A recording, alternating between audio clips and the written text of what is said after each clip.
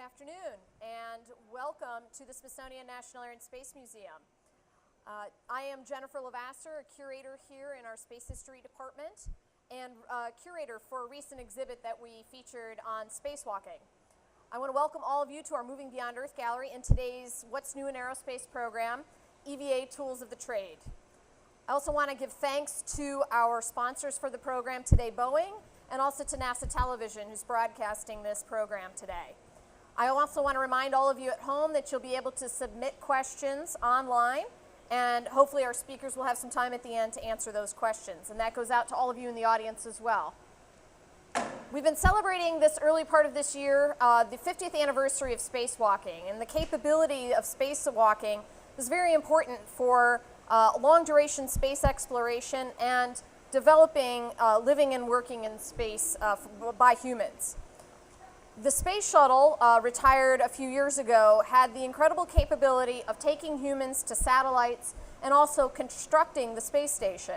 Of course, astronauts continue to maintain and operate the ISS today and do spacewalks to do that. But now we're looking at different capabilities and potentially using robots to service different satellites and do different operations instead of humans doing those things.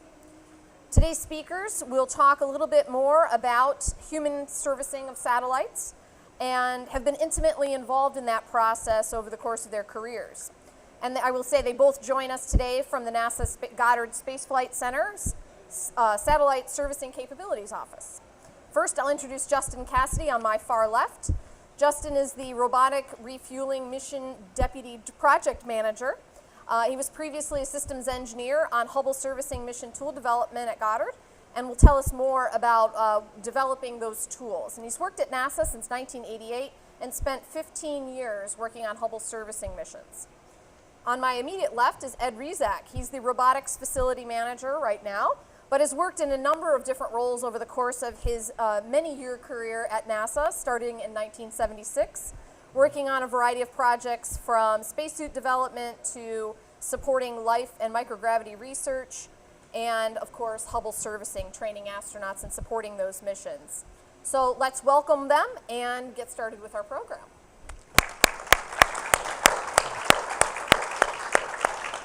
Over to you, Justin.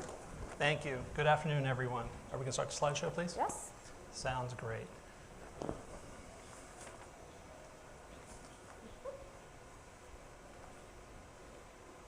So while the slideshow is loading up, folks, good afternoon again. I'm Justin Cassidy.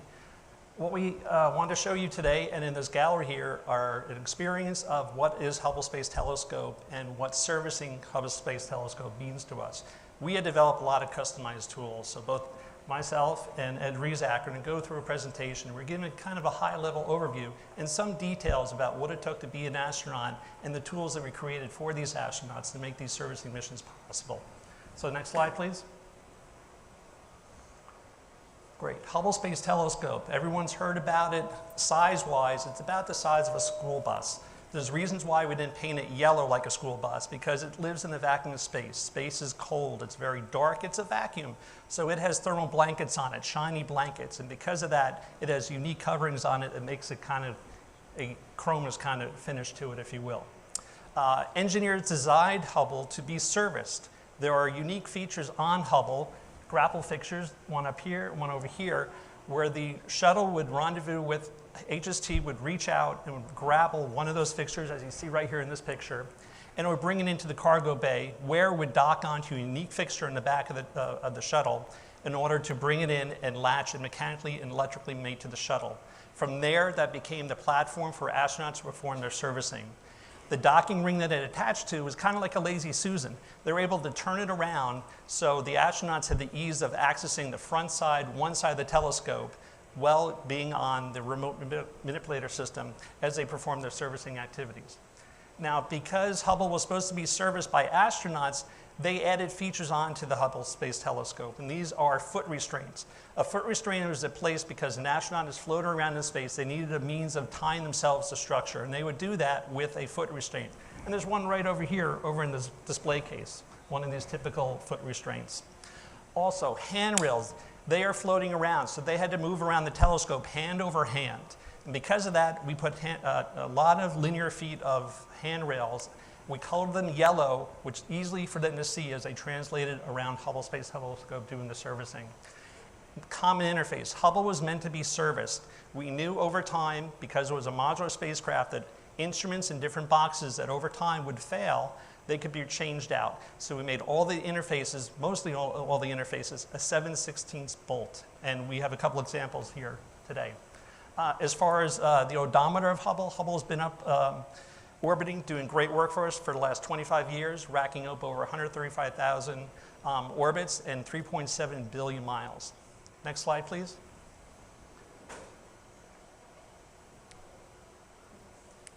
So Hubble was designed in the 70s, but not launched until 1990. And back then, it was a state-of-the-art technology, but over time, things do become obsolete. So thanks to the on-orbit servicing, we were able to maintain Hubble to keep it operating at its peak scientific efficiency. For example, I wonder, anyone in this audience have a cell phone that's 10 years old? Is that even possible? Probably not. Okay, I have a flip phone in my pocket. That's pretty old. It's not really a slider or whatnot. It's not your slick smartphone. Does anyone have, or does anyone still have, their first telephone? This is my first telephone. I got around 1990 when the Hubble Space Telescope launched. This was really cool technology. I had the ability to upgrade my cell phone by going to the cell phone store and getting a new phone. You can't do that with Hubble. Hubble was, the engineers who created it were very geniusly smart. Make it serviceable, make it modular, give it the ability over time to upgrade, keep up with technology by visiting it with astronauts over a course of 15 years, ending in 2009, all these different servicing missions, being able to upgrade these boxes to keep them operating. Even your cell phone camera. Hubble used to have very small cameras, they now have very large cameras. So Hubble was able to keep up with the times by changing technology, by being able to have astronauts visit it to perform servicing. Next slide, please. So here's kind of a summary of what the Hubble servicing missions were. From the launch in 1990 through SM1, 2, 3, 4, all of them performed different functions, doing different things. Now, the issue we had was these instruments got better and better. They also required more power. In order to require more power, we had to change the solar rays to something more efficient. So up here in SM3B, you see solar rays. Hubble's solar rays used to be very flexible, very good power cell generating capability, but they just weren't cutting it. We had to upgrade the solar cell to provide more power to these instruments that demanded more power, to become more efficient and help us to discover things in the future. Next slide, please. Here's a little chart that I kept to help me understand and track what was happening over the years. So in the left-hand column, what you would see would be basically all the deploy instruments. And OTA is the optical telescope assembly, focal plane structure, and they all have different position numbers.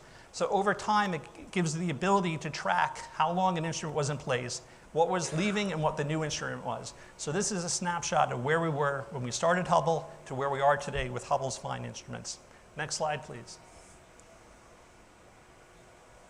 Okay, do you want to walk us through the next few charts? Sure.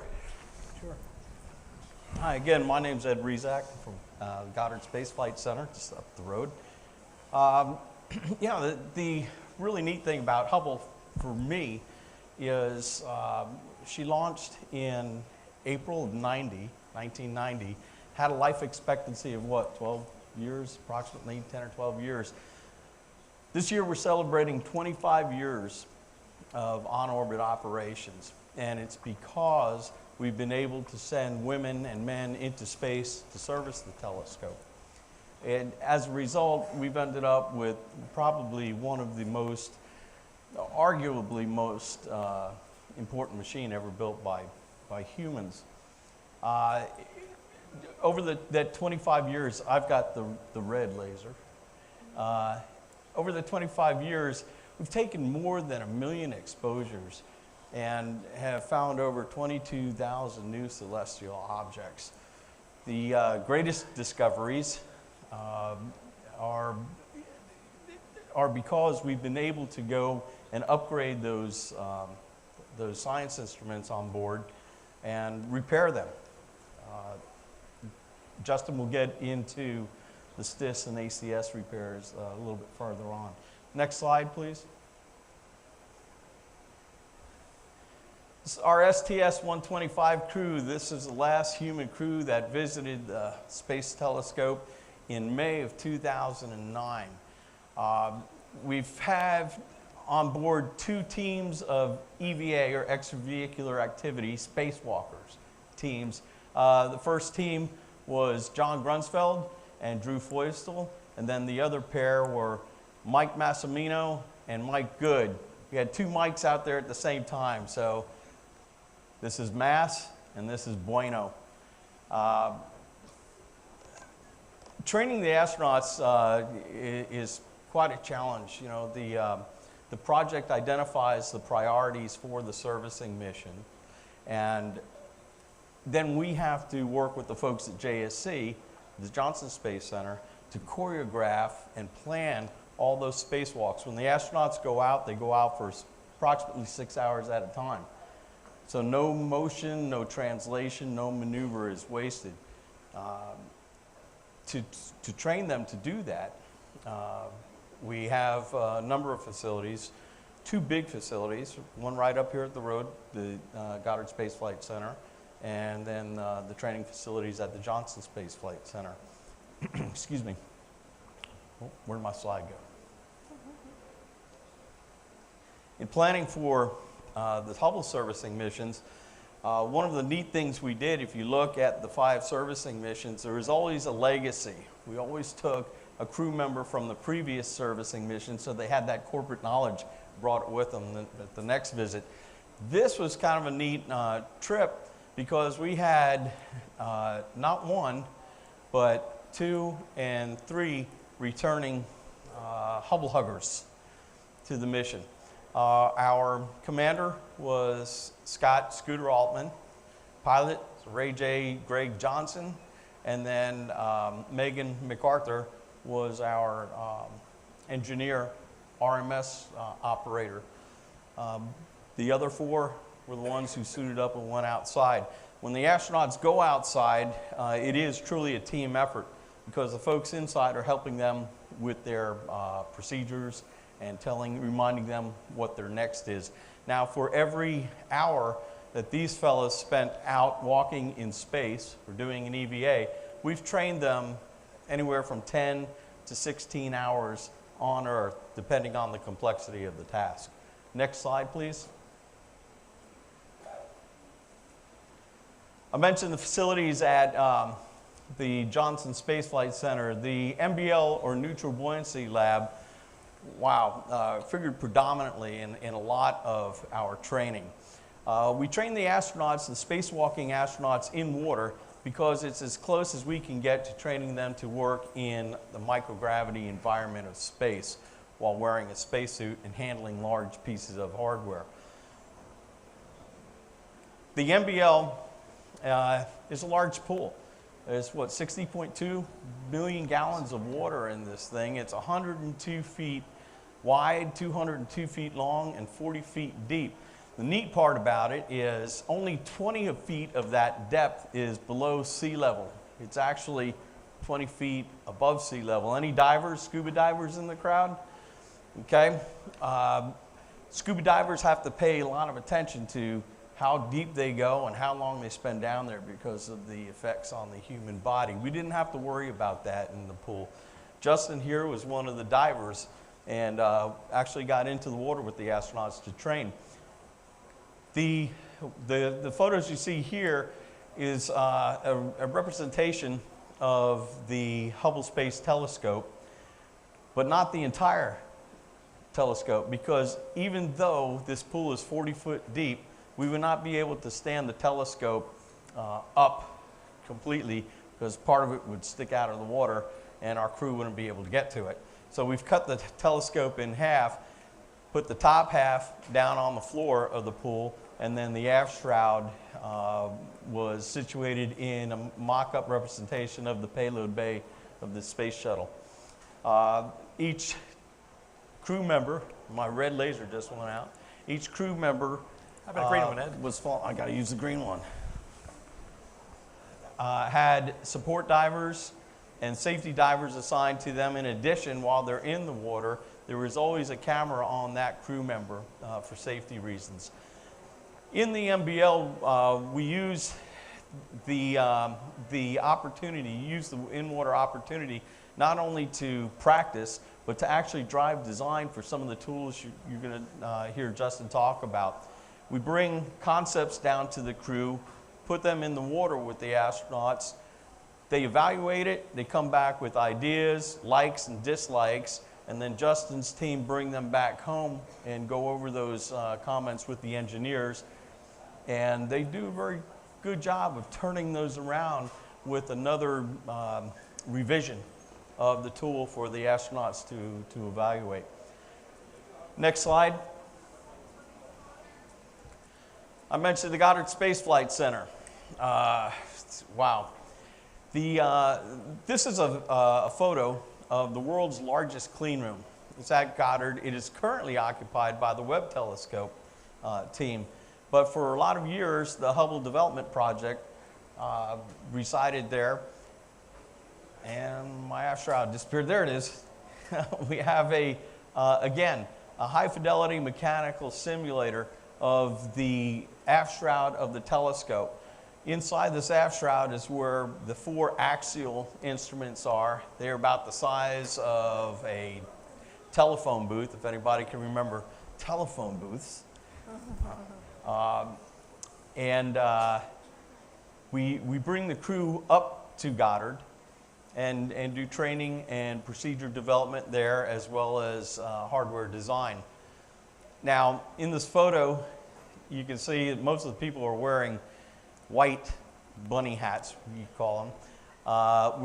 It's hard to pick out the crew in a crowd of engineers like this, so we have the crew wear blue hoodies so we can tell them apart.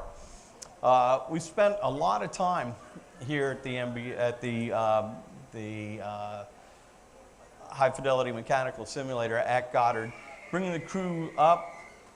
They're able to actually get into position. We used as much of the EMU, or the spacesuit, as we can, gloves, because that helps us determine reach and access. And they also learn what parts of the telescope they have to stay away from. John Grunsfeld, our payload commander for the last mission, in fact flew 3 Hubble servicing missions for us, reminded us constantly that the #1 rule of servicing the telescope was don't break the telescope. So the crew was able to become very, very familiar with what the telescope looked like, things that we could not represent in the MBL mock-up. Next slide, please. And Justin, is this where you're taking over? Sounds great, Ed. Thanks. Right. You're green, sir.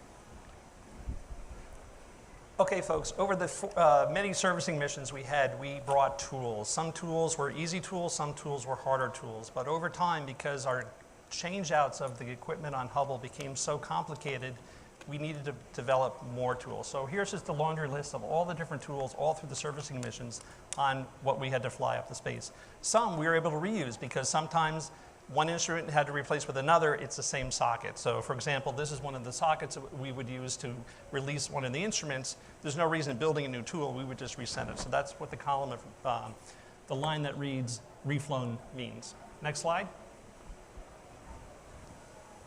The pistol grip tool. The pistol grip tool is basically your home power tool, but made for space. Space is very tough for a tool to work in. It's very cold, it's in a vacuum. Temperature swings are extremely great. So this is a very sophisticated computer-aided tool that allows us to do the right revolutions and as well provide the torque for all our different fasteners. Very important stuff. This tool was developed at Goddard and was used on all the servicing missions, and even today it's used up on space station for where it is used to support the EVA crew during their change-outs and maintenance work of ISS. Next slide. So here's a collection of all our sockets. Why do we need so many sockets? We have many different functions. They're all 7/16 bolts out at the front end of the nose here.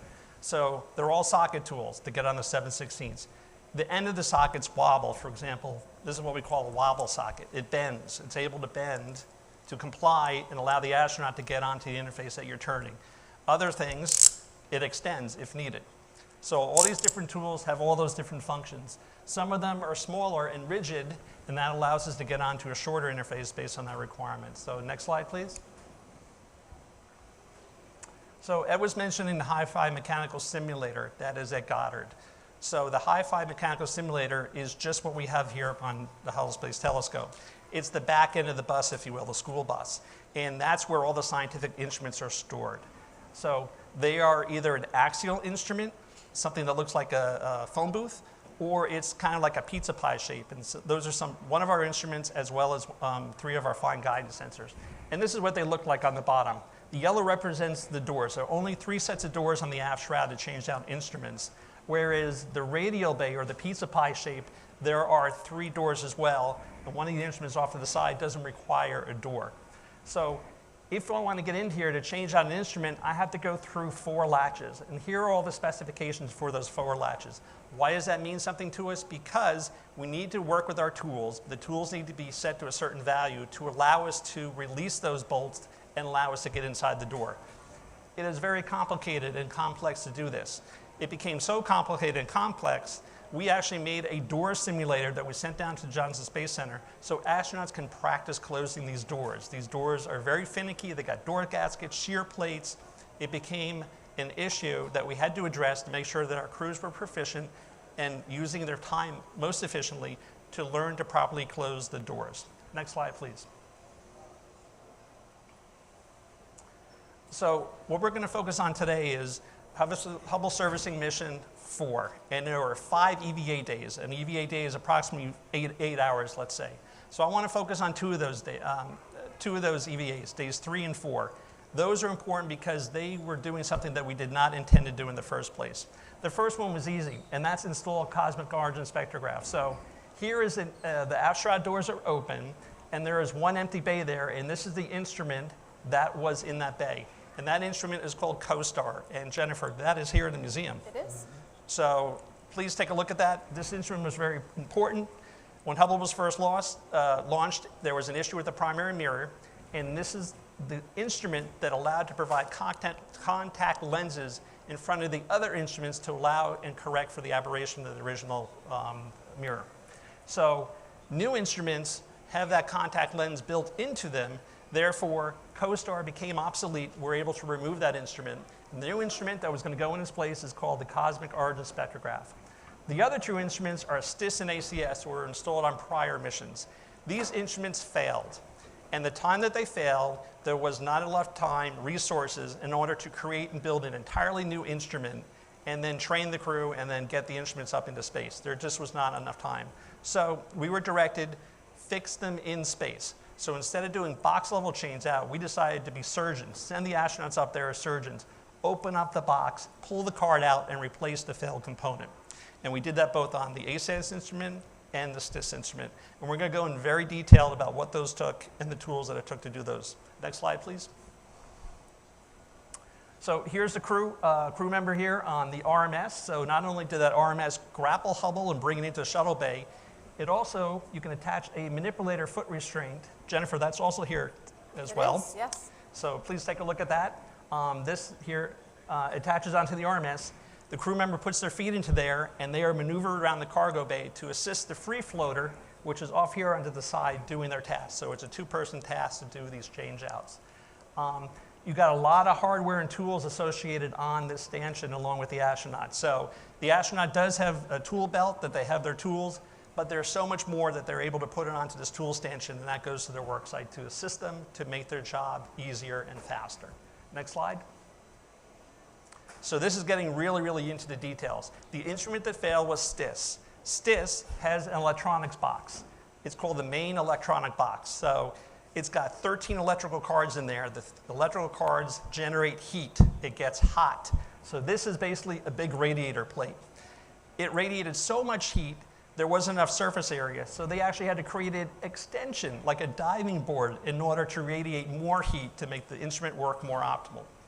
So because it was a diving board, they had to put this clamp up in the corner to cinch it down, so during launch, it would not disturb the instrument. Also, this is the card I want to remove. Gosh darn it, it's right behind this handrail. I need to take that handrail off. How can I change out the card if the handrail's in the way? So I have other obstacles around here. I think I could work pretty much around them, but I have to deal with this clamp and I have to deal with this handrail. Next slide. This cover has got a lot of screws, and these screws also have washers. So this is a torque set fastener, number 4. There are 39 of these, and these are in your red zones. These are the ones that actually physically connect to each one of the 13 electronic cards. Even though we're removing one board, the entire cover has to come off, all the fasteners have to be released. Next up is the blue ones in these regions, and here is a socket head cap screw, and the larger ones on the right-hand side and the left-hand side are the number 8s. So when I add all these numbers up, just for the screws alone, it's 111 screws. When I add all the components up, that's 183 different individual components that I need to control.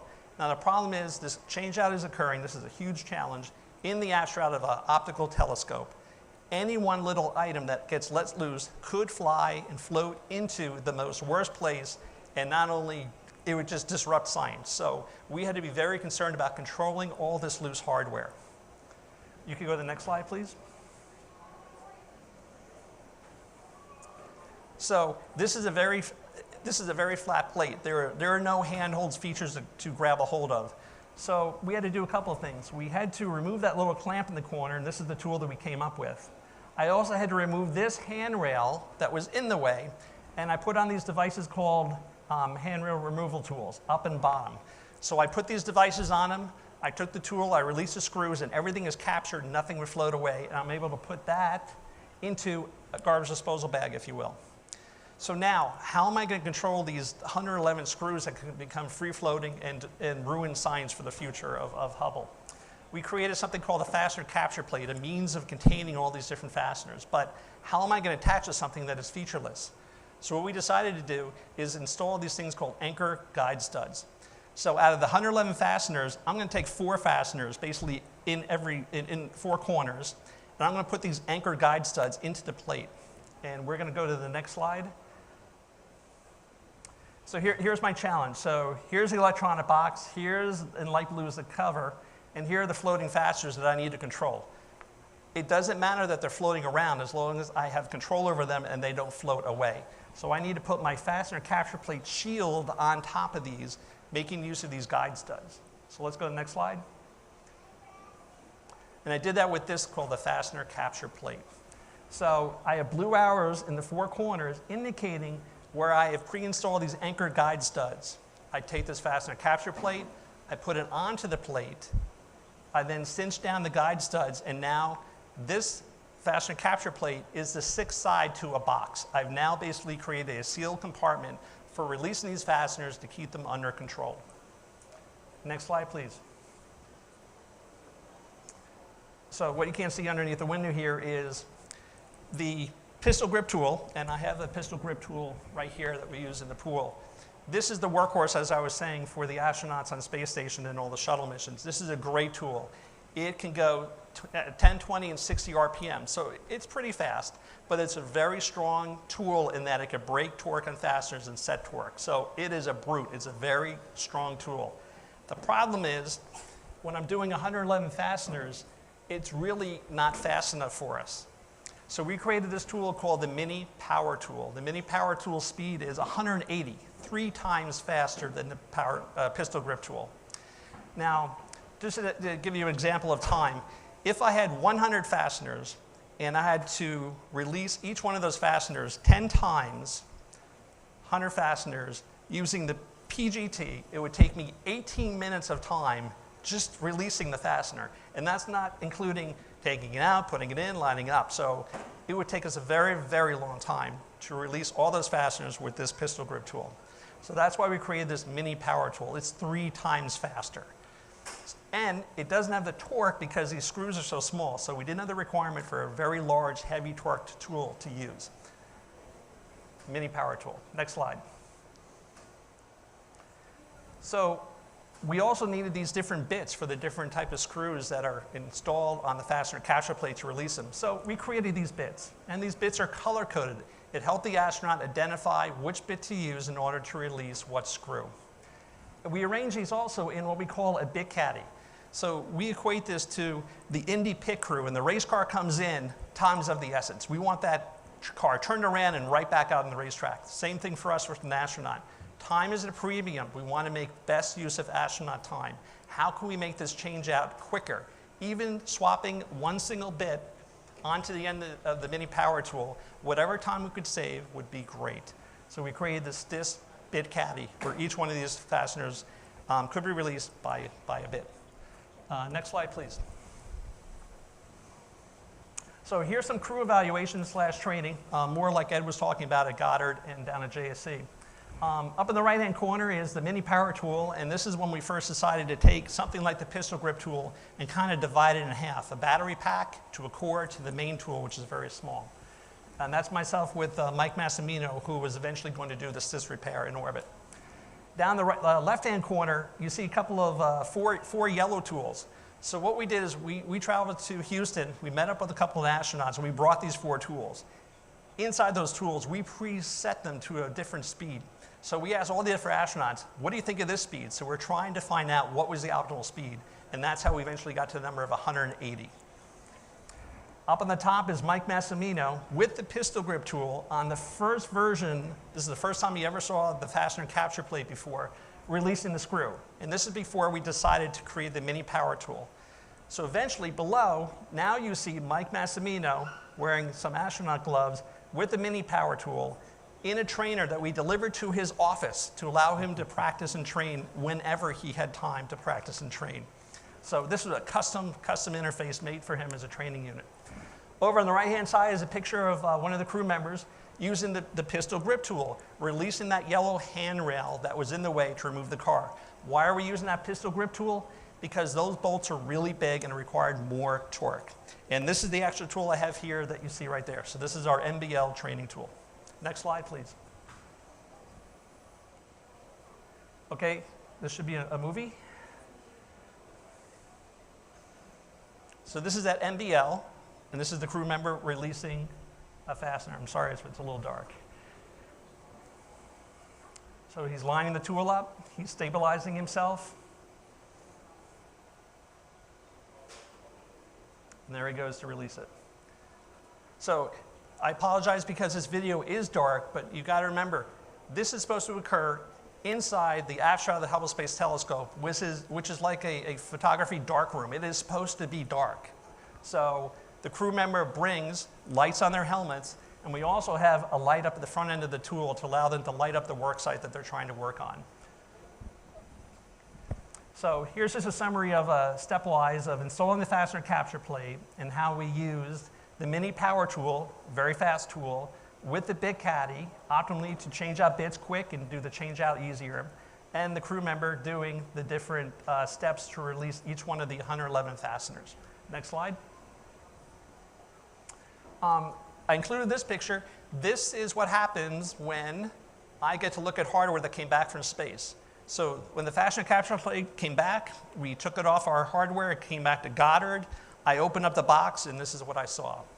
I saw the fastener capture plate indeed capturing these small fasteners that Mike Massimino released. And you can see, here's the hole that the bit of the tool would go into to get onto the fastener, but the fastener head can't come back out the hole. So we were successful in capturing fasteners. Next slide, please. That clamp I was mentioning, that very small clamp that held the diving board of the little radiator. I just want to show you, here's a hand sketch I did back in 2006. It's something I thought would be a good idea for a clamp removal tool, something to grab onto it. And then you see here something that a concept or prototype that we're training in the pool, and then you see the flight unit. So it's not too far off from original concept of what this tool could look like from the start to the end. Down on the bottom is Mike Massimino removing the fastener capture plate. This was the first time at Goddard he actually removed it. And then here he is at training, MBL, removing it, as well as this is during flight, this is the fastener capture plate attached to the cover that was removed, being translated to space. Now it's really hard to see, but there are little tiny wires on the back. Why? This is a radiator of an instrument. The thermal people have a thermocouple on the back of that. They wanted to know what the temperature was of that radiator during the operation of the instrument. So if we're removing the cover, the wire is still there. So we had to cut that wire. And if you go to the next slide, please. We use a wire cutter tool. It's basically a surgical tool that we made EVA friendly. We put a nice tip on the front with the cover to protect the astronaut from inadvertent actuations. There was a pinch point, so we put some banded cloth around here to prevent the astronaut from pinching his finger. And we put a little tether loop on the end so he could put a crew hook on it so the tool wouldn't float away from him. Next slide. And hit play. Oh, I'm sorry. Did we miss one? So this is on-orbit video of Mike Massimino releasing the fastener capture plate with the MEB cover. And you see a hand off the side here. This is Mike Good, Bueno, with the wire cutter tool reaching in and cutting that little tiny wire behind the plate. And if you can see, the little fasteners are floating around in their little pockets.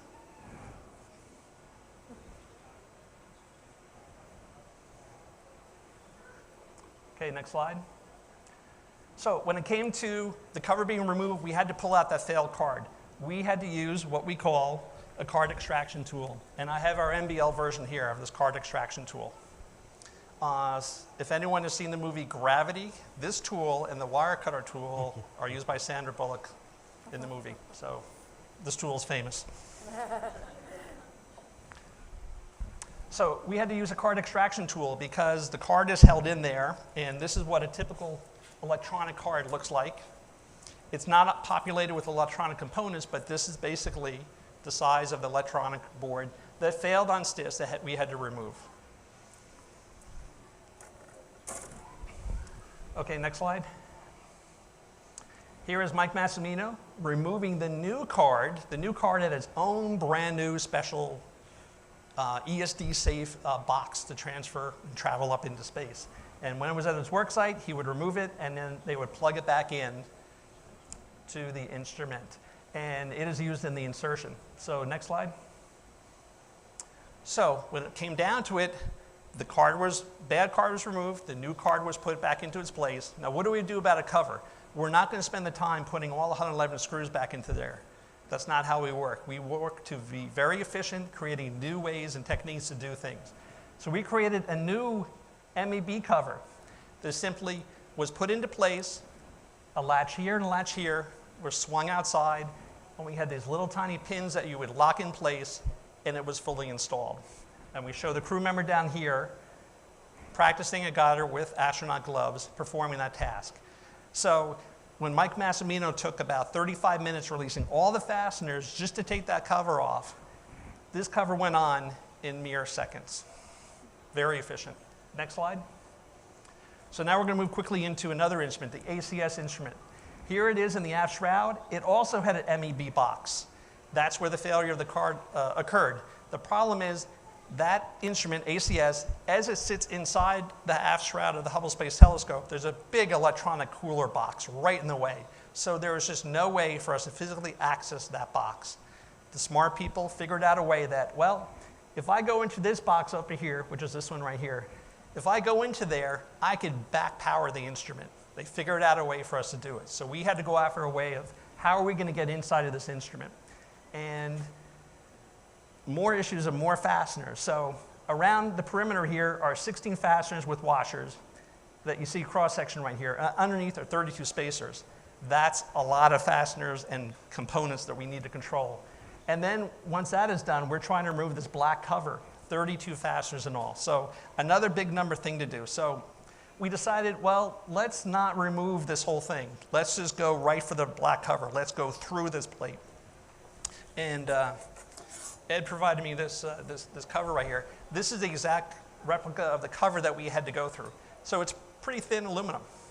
So we devised a way to go through this instead of releasing all the hardware to get around it.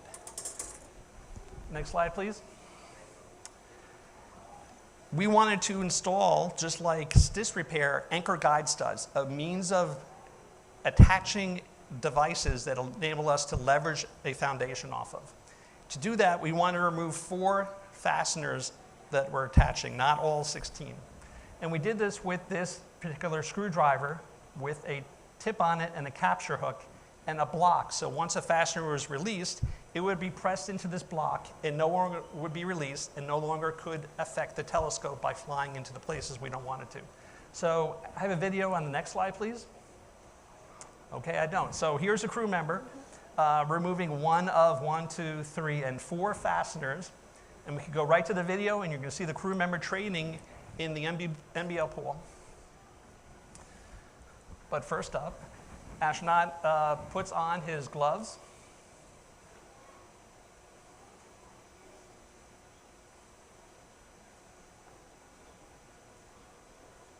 He grabs the tool. There we go. So now you see him releasing a couple of turns on the fastener. The fastener is released. He extends the fork. It captures behind the washer and gets the screw. He continues to back off the screw.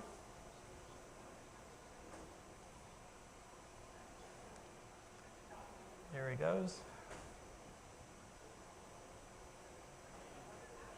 And the screw is released, and then would go back into the fastener capture block for retention. So once we had the 4 fasteners removed, 1, 2, 3, 4, we put these anchor guide studs. Just like STIS, ACS has its own anchor guide studs. So we created a caddy for these little guide studs to make sure that they were in a kit and all together and wouldn't float away. And then we had a handle to allow them to put these guide studs in. If we go to the next slide, we have a very short clip of the astronaut performing one of those installs.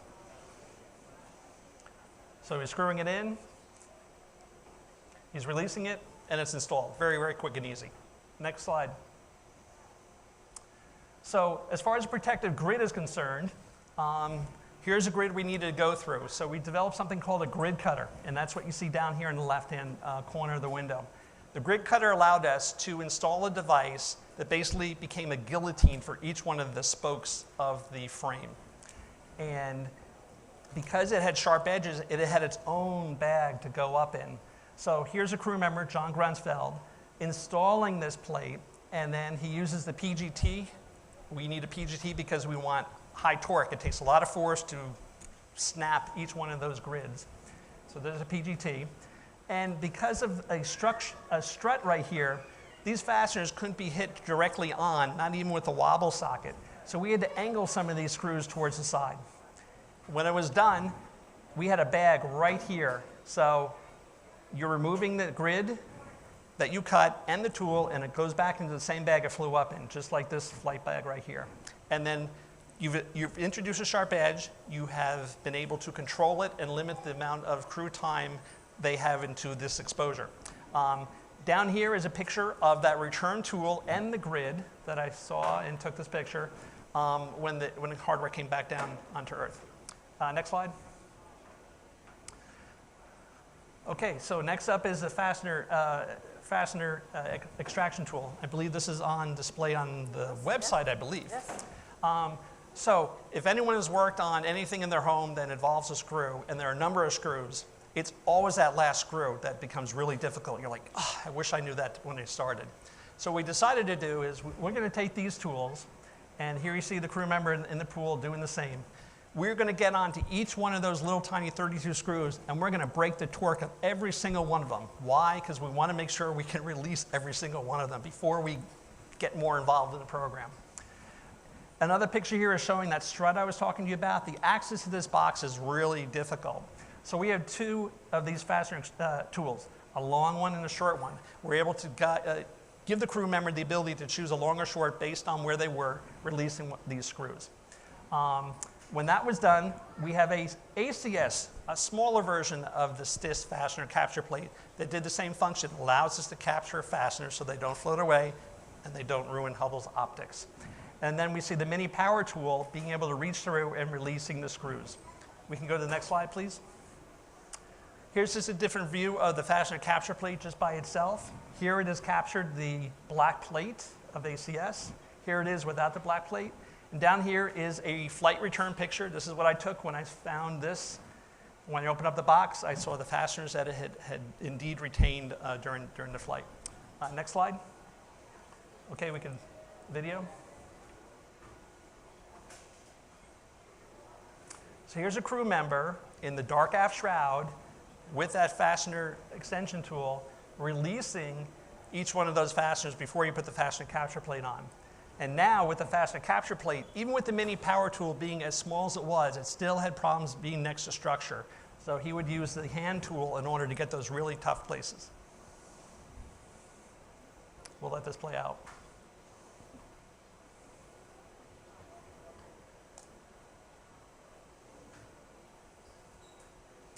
So this is back at Goddard with the mini power tool,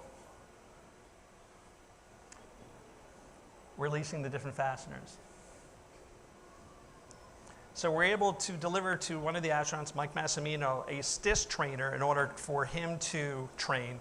We couldn't do that for John Grunsfeld because we didn't, it would be a large structure in order to accommodate that training facility. So John Grunsfeld had to come up to Goddard often to perform his training activities, where Mike Massimino had to do it basically at his leisure in his office. So just like we had this card extraction tool that I showed you for pulling a card out, we need to do the same thing for ACS.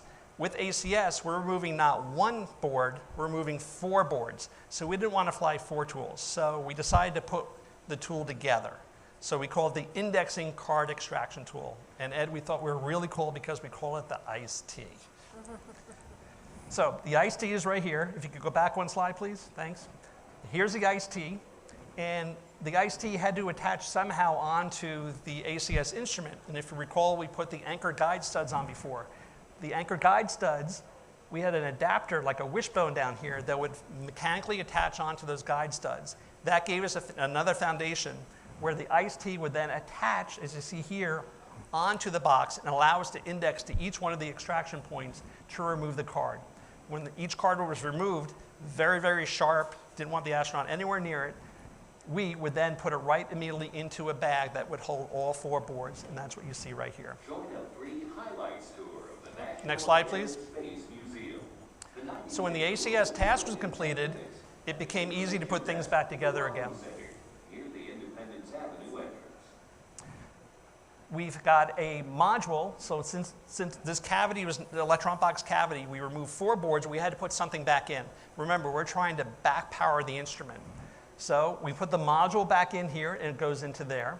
And you see the crew member, that's John Grunsfeld, in the pool performing the same activity. We then put another electronic box on the handrail, and then we run the harness all the way down to connect into the power supply. And by this, we were able to restore the instrument and power it back up. Next slide, please. So a couple of slides in conclusion. Here is the start of Hubble Space Telescope mission, STS-125 Atlantis on the launch pad. Next slide. Here is the beautiful launch that Ed and I got to witness firsthand. Next slide. National Aerospace Museum. The 90-minute tour will begin. The next slide shows HST docked into the cargo bay. You notice the rigid arrays on here. We have a cooling system here. This is one of the new instruments called Wide Field. And then you see the RMS over here in the distance. Next slide. We released Hubble. This is the release picture. A nice one of our pins commemorating the 25th anniversary of Hubble being in space, performing different operations for us. And lastly, next slide, we brought safely the STS-125 crew home, and we're able to share all the different experiences that our team experienced with the astronaut team and the servicing teams and the NBL teams and everyone together are a great opportunity to service the Hubble Space Telescope. Jennifer, that's end of the presentation. Great. Thank you so much. I think we're going to take some questions right now. If any of you have questions in the audience, feel free to step up to the microphone here. Marty is handling the mic for us. We may also have some questions from online. We're going to start. Is my mic on? We're going to start with an online question. What are the possibilities for 3D printing tools in space, and what are the challenges? Well, what are the challenges? So I'll tell you about 3D printing in space. Right now, there's a company that has provided to the International Space Station the printing capability. So the ability exists right now. I believe in the fall time frame, they're going to be delivering an upgraded printer with more capabilities. And both Ed and myself, we are now working on, not only before we worked on astronaut service, we're now working on robotic servicing. And there's a great robot up on space station named SPDM that we've sent some payloads up showing that a robot, just like an astronaut, can take things apart, and we'd like to also show we can put things together. And because of that, we have some requirements that are going to make use of 3D printing that our groups that we're partnering with to demonstrate that we can do in-space manufacturing and support not only IVA work, but also robotic work outside of space station. Audience question, David. During the servicing missions, what was your life like? Did you get any sleep? Yeah, that's for you. I'll take that. Yeah, sure, we got some sleep. Not as much as we could have used, but it's very hectic. You've got a deadline. You're working around a whole bunch of different schedules, including crew availability, the tool engineers responding to input to turn things around for the next evaluation. I got to tell you though, I think it's fair to say that nobody really complains because we are fortunate to be doing something that we're really enjoying and not a whole lot of people get an opportunity to do. And we're making history. So, I mean, it's almost like the Super Bowl or the World Series for us. I mean, it's something we've been training and working with for each years. day. Okay, we have another online question. What was the most difficult Hubble servicing mission? What? I'll tell you, difficult. I'll tell you which one was the most ambitious, and it's the one we've been talking about, the STS-125 mission. As we mentioned, Hubble is modular in design. You know, as technology catches up or parts wear out on orbit, we pull out one box and put in another. But in addition to that, we had two major instruments that had to be fixed on site. So it presented some challenges. Some of the tasks we thought would be more difficult turned out to be performed very, very smoothly, and then some ones we didn't expect threw in some surprises. But the neat thing about STS-125 is going into it, we knew that this was going to be our last opportunity to service the Hubble Space Telescope using a space shuttle. So we wanted to leave her in as best operating condition as we possibly could. And through the training, through developing of some awesome one-of-a-kind tools, we were able to do that. Every mission goes up with a list of priorities, a list of objectives, and then you've always got that back pocket wish list. We were able to get everything done on STS-125. And the Hubble Space Telescope will continue to function, hopefully, with no failures for at least a few years to come, and return some great images for all of us to enjoy.